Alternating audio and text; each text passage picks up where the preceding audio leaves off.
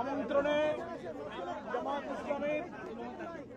জামাত ইসলামীর 5 সদস্যের প্রতিনিধি দল আমরা আজকে এই মত বিনিময় সভায় যোগ দিয়েছিলাম।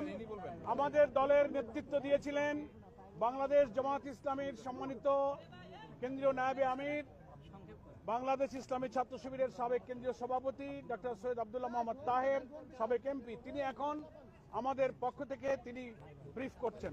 ডাক্তার আব্দুল্লাহ মোহাম্মদ তাহের, মাইক কোনটা? এই যে এখানে বলে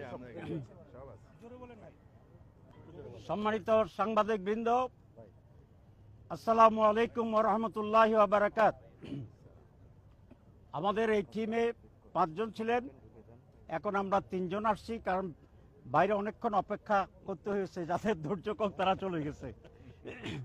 আমার ভাইয়ে যিনি আছেন আমাদের দলের মাননীয় সেক্রেটারি জেনারেল এবং সাবেক এমপি মিয়া গোলাম পরোয়ার অধ্যাপক, এবং আমার ডানি যিনি আছেন তিনি একজন সাবেক এমপি, আমাদের দলের অ্যাসিস্ট্যান্ট সেক্রেটারি জেনারেল জনাব হামিদুর রহমান আজাদ, আর আমার নাম তো আপনারা ইতিমধ্যে শুনেছেন।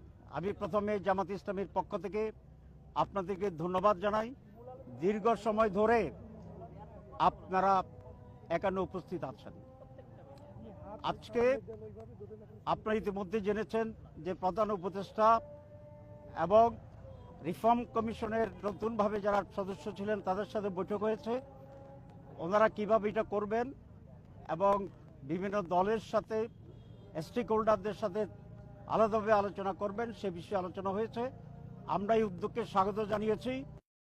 সকল পজিটিভ সিদ্ধান্তে জামাত ইসলামী সমর্থন জানাবে, আমরা এটা ঘোষণা করছি এবং আমরা এটা বলেছি যে এই সংস্কার কমিশনের চূড়ান্ত সিদ্ধান্তগুলো পৌঁছার পরে যথাশীঘ্র সম্ভব যাতে নির্বাচন অনুষ্ঠিত হয় সেই প্রস্তুতি গ্রহণ করার জন্যে আজকে মূলত এটা ছিল জিস্ট অফ দি ডিসকাশন।